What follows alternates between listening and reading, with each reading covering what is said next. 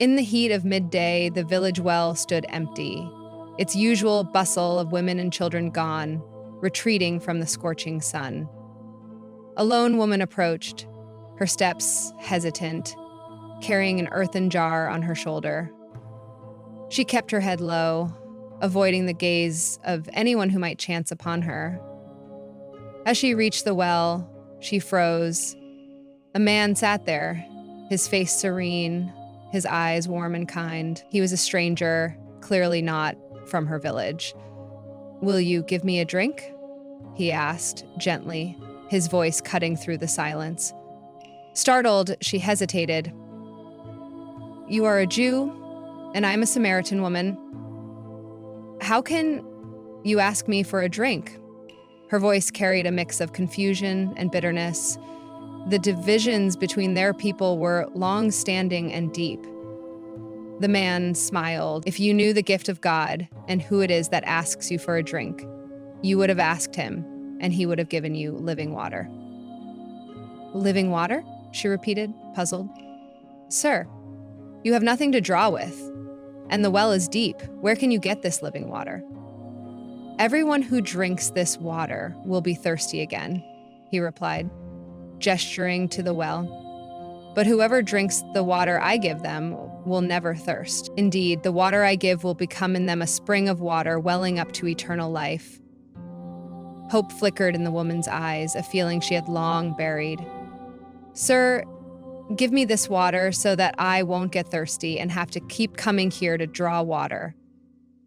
The man's gaze softened, seeing through her words to the wounds of her heart. "Go. Call your husband and come back." Her face fell. "I have no husband," she murmured. "You are right when you say you have no husband. The fact is, you have had 5 husbands, and the man you now have is not your husband." His words were not condemning, but filled with understanding and compassion. The woman was stunned. "Sir, I can see that you are a prophet, but tell me, where is the right place to worship? Our ancestors worshipped on this mountain, but you Jews claim the place to worship is in Jerusalem.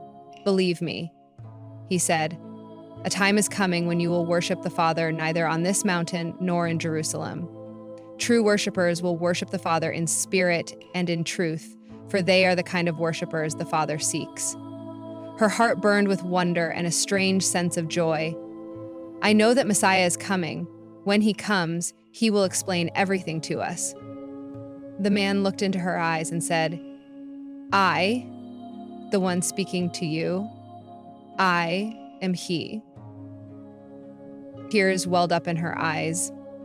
This man, who should have scorned her, had spoken to her with love and offered her hope.